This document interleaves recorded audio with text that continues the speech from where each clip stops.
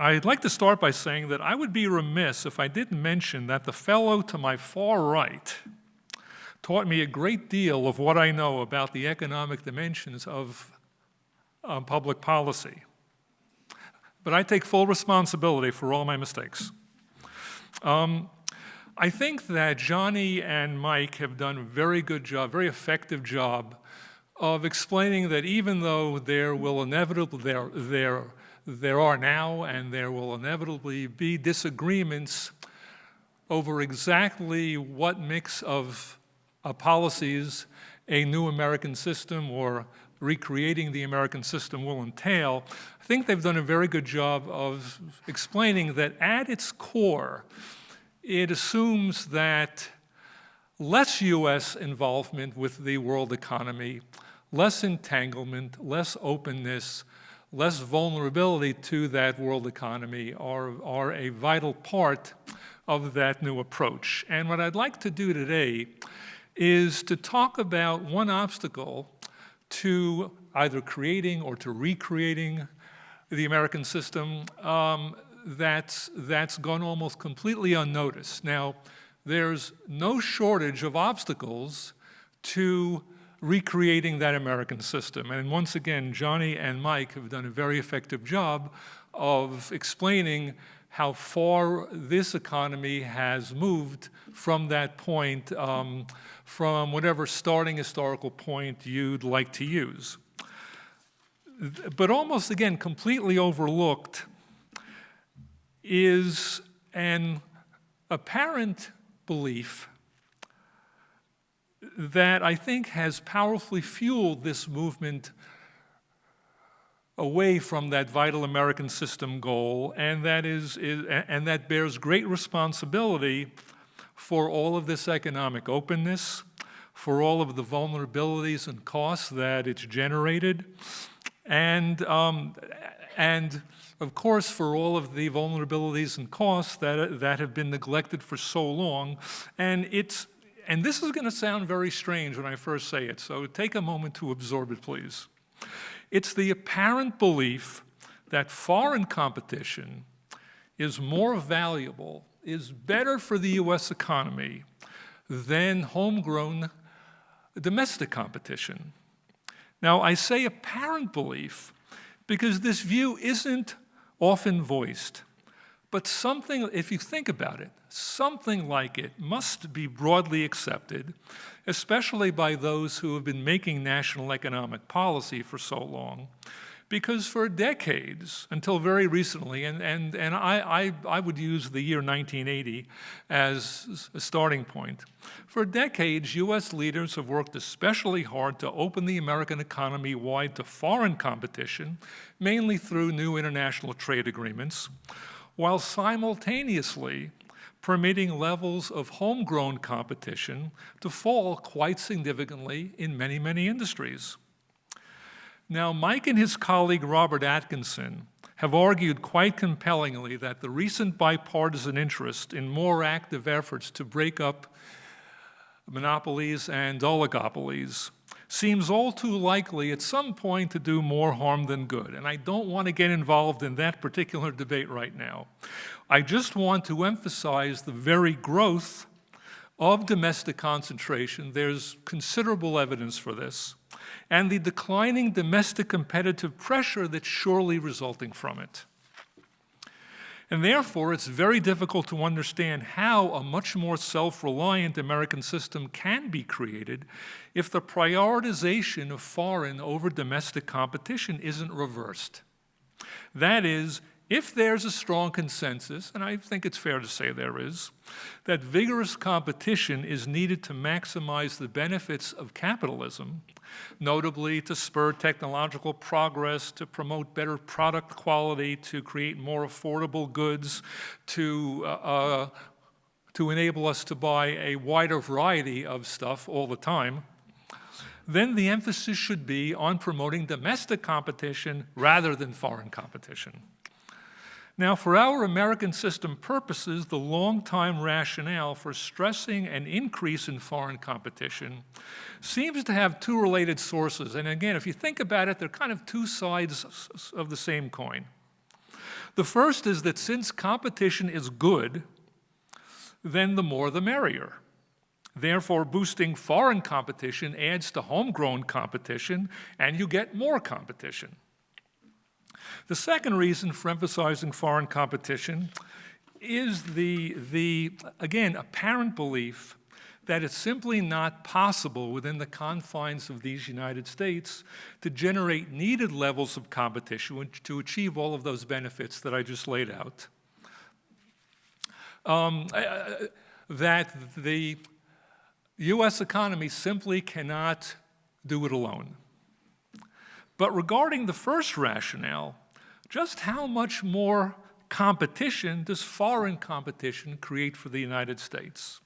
If, let's say, we're 20% of global economic output or 25%, does that mean that foreign competition altogether can triple or quadruple that level of homegrown competition? Maybe.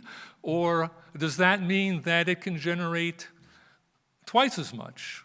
Or maybe 0.85% as much, or whatever? I have no idea. But what I can confidently say is that no one has even asked that question, let alone answered it. But the assumption seems to me to be pretty dubious, given that much of the 4/5 or 3/4 or however much of the world economy you think lies outside the United States is less advanced than this country is, not more so. As for foreign competition filling some unavoidable domestic competition gap, well, that may be true for many other countries. It may be true for most other countries. But it's far from true for the United States. After all, we have advanced technology. We have manufacturing. We have services. We have energy. We have minerals. We have agriculture. We still have dynamic innovation fostering economic and social systems. In other words, to borrow from that Michael Jackson song, I don't think Michael Jackson actually wrote it, but he certainly sang it. We are the world. We are the world. We have satisfactory supplies of pretty much every type of product or service that the rest of the world boasts collectively. That is, we have a matchless degree of self-sufficiency, and we have a matchless capacity for more self-sufficiency, despite, and again, Mike and Johnny have done a great job of detailing this, despite having spent much of the last half-century or more trying our best to squander this priceless advantage. Now, we don't have tropical fruit. We don't have coffee. We don't have chocolate. I kind of think we can figure these out, though. It's true, of course, that the transition to an American system economy is not a short-term proposition, and it probably will never result in 100% self-sufficiency, because we're probably not going to be able to grow coffee or chocolate, et cetera, at least not in the foreseeable future. For example, precisely because we've permitted so many major gaps to emerge in our productive economy, we face enough alarming shortages to require some temporary degree of cooperation with other countries before those gaps get filled. And in that sense, I've got good news, Clyde. You've converted me on this. We can't do it by ourselves. I had real doubts at first, but you've done a great job on that score. And of course, semiconductor manufacturing is a prime example. In turn, these shortfalls, in fact, one fascinating thing about semiconductor manufacturing that I just learned recently, there was an article, I can't remember where, but it was about this Japanese company that specialized in making machinery that transported silicon wafers among the various stages of the semiconductor manufacturing process. And this has to be really advanced machinery because those things are really fragile and it has to be super clean and all this. I mean, who even thought of this if you weren't in the semiconductor industry to start with? But again, we don't have that company. That capacity doesn't exist. We've got to get it from someplace. But these Production shortfalls also extend to the professional workforces needed to reestablish domestic output. So some flexibility on immigration policy, dare I say it, some flexibility on visa policy will be needed too, at least until we get that productive workforce back up to snuff. And in fact, maybe the best American system shouldn't even aim to hermetically seal the economy over whatever time frame you're thinking of. After all, recognizing that foreign competition isn't superior to homegrown competition by no means requires dismissing foreign competition as being completely worthless. Similarly, the prioritizing of domestic competition doesn't mean that all domestic corporate concentration needs to be broken up. And in that vein, Mike and his colleague Rob Atkinson have offered some very useful guidelines for U.S. antitrust policy. Instead, the aim should be a shift in emphasis, a recognition that what's important for fostering an American system worthy of that name is realizing that it's not foreign competition that's needed for economic success. It's competition. It kind of doesn't matter in that sense where it comes from. But since the United States is eminently capable of supplying so many of its own economic needs and wants, and could supply so many more of them if it took that aim seriously, without many of the downsides of foreign competition, why not reorient our national economic strategy? Why not recognize the proper relationship between trade and competition policy? Why not view them through different lenses? Why not base them on different default positions? So, for example, before approving new international trade and/or investment agreements, Washington should ask whether the added increment of foreign competition and the benefits that it supposedly will create are worth the national security costs, the economic cost, the healthcare security costs. I'm old enough to remember face masks. And regarding those economic costs, all the social pathologies produced by them.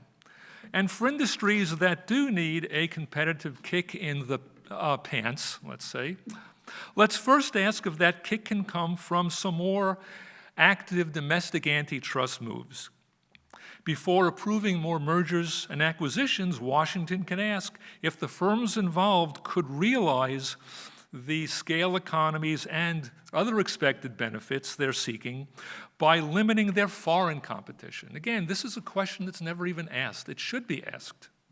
The answers are inevitably going to vary industry by industry because the basic dynamics of different industries can vary so dramatically. If creating an American system worthy of the name is the goal, then recognizing and overcoming the usually implicit but broad bias in favor of foreign over domestic competition is not just an important step, it's an essential step. Thank you.